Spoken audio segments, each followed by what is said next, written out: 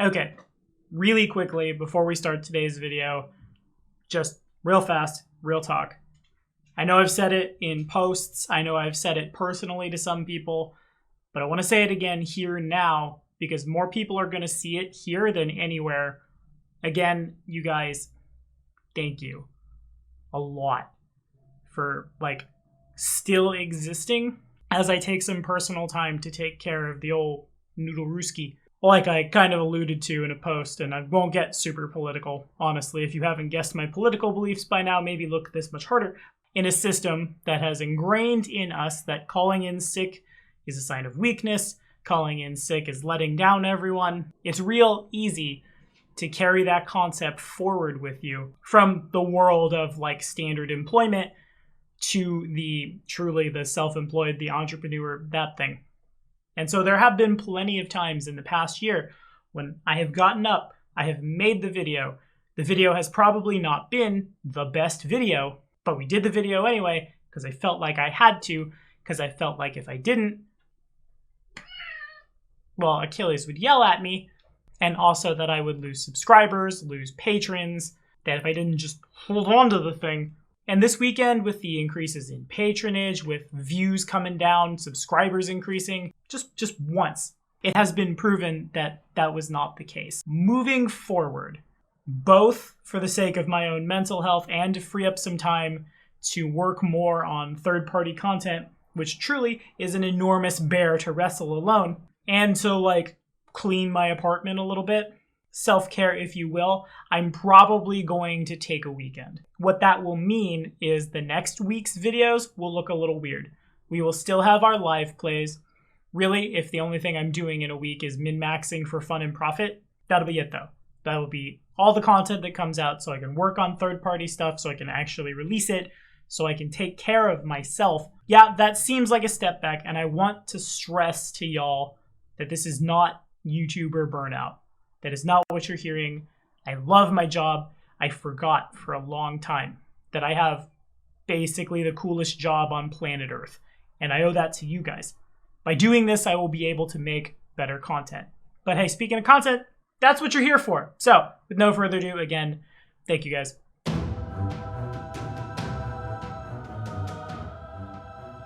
What's going on, guys? My name is Tommy. Welcome back to the channel. It's time to take off my glasses because I get really self-conscious about the reflection from my monitors. Should probably just shut them off. Whatever. There was some huge news last weekend.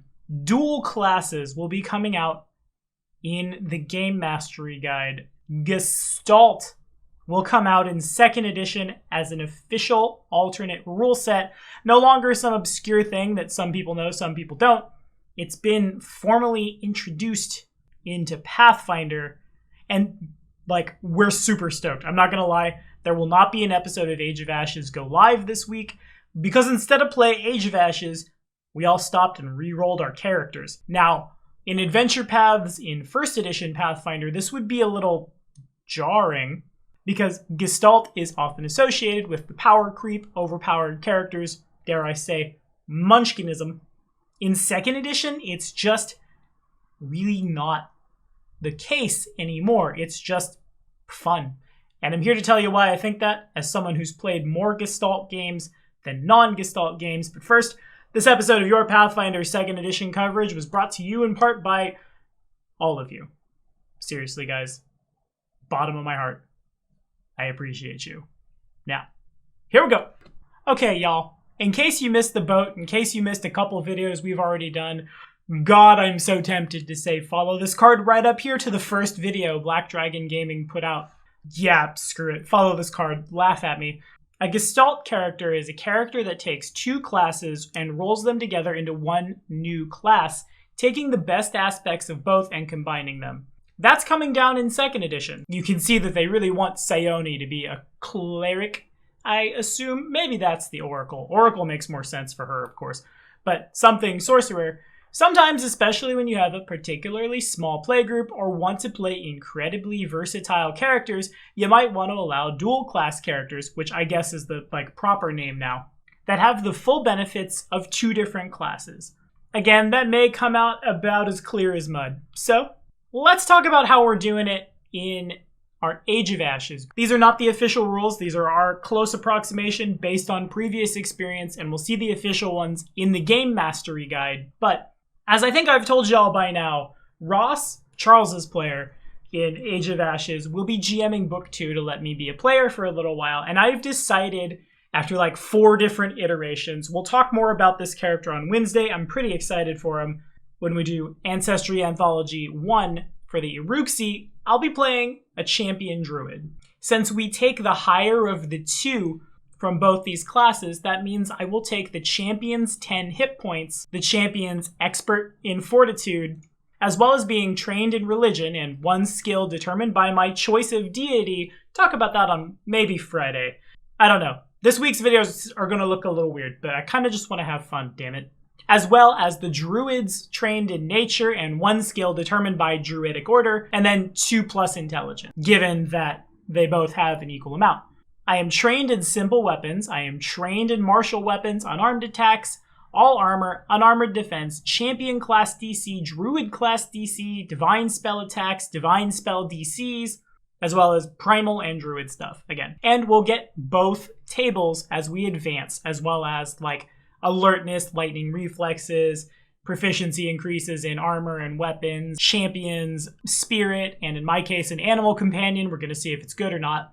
We also get champion feats and druid feats as you would get them, literally just following the table. That means at 2nd level, I receive both a champion feat and a druid feat. We're only getting 1 general feat. We're only getting 1 ancestry feat. We're getting skill feats on both sides because we wanted to, but I think that's not going to happen when it gets printed for realsies.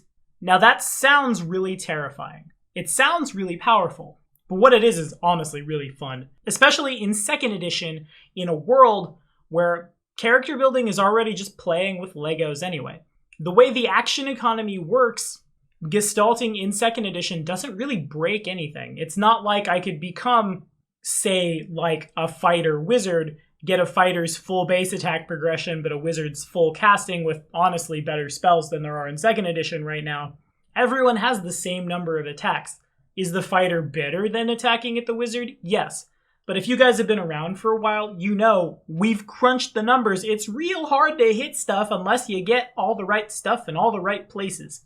This helps you tell those big stories that you might want to tell, especially if no one wants to play, right now, the only class that gets to legendary proficiency with any kind of weapon, the fighter. Maybe that's how you beat Tree Razor, by cheesing it. Ah, figured it out. There it is, haha. Like the original post says, this does allow options for people with smaller parties. And truthfully, in my early days of pathfinding, it was myself, Josh, and a couple other people. As people would come and go at points in time, we definitely had like 2-person parties. Or like in a future game that I hope we run on the channel set in Hungal, Tian Sha's Mongolia. The original thought, though I may deviate from this for the sake of funsies, is that everyone would play a druid, ranger, or old school cavalier archetype from the playtest. That is to say, you would have a horse. All of the combat would take place at very high move speeds, and one class is a requirement, the other class is, well, whatever you want to do. Also, with archetypes, the way they worked before, especially with that old, almost good elf heritage, we basically had like a half Gestalt baked in already. This is a logical next step. And again, it's not like someone's going to be able to build, say, for example, a witch wizard and have a boatload of spells. Sure, they could do like a wizard sorcerer and have a lot of spells, but it wouldn't be as inexhaustive as it used to be in 1E. It just helps you hedge your bets a little bit, or again, if you'd like to be like a rogue fighter, ranger or something, go in, swing, have hit points, you are capable of doing this. Anyway, of course, these are going to come down as variant rules. Probably don't show up to a PFS game with this and talk to your GM. Session 0 is important before just like, ah, yes, we are doing this. Good for me. But I think it's really fun. I think it's really exciting.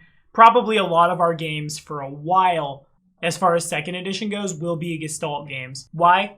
Because honestly, this coming down was probably the best news somebody who's working through some stuff could have got. Some of my patrons were of the belief that this image was released because they thought Tommy would see it and Tommy would feel better. I don't necessarily think that was the case, but appreciate you nonetheless. What do y'all think? Are we excited for Gestalt in 2nd edition? Are we mad that all the munchkins are going to now come out of the woods and get in our games? Throw it in the comments. Again, this week's videos are going to be a little weird looking.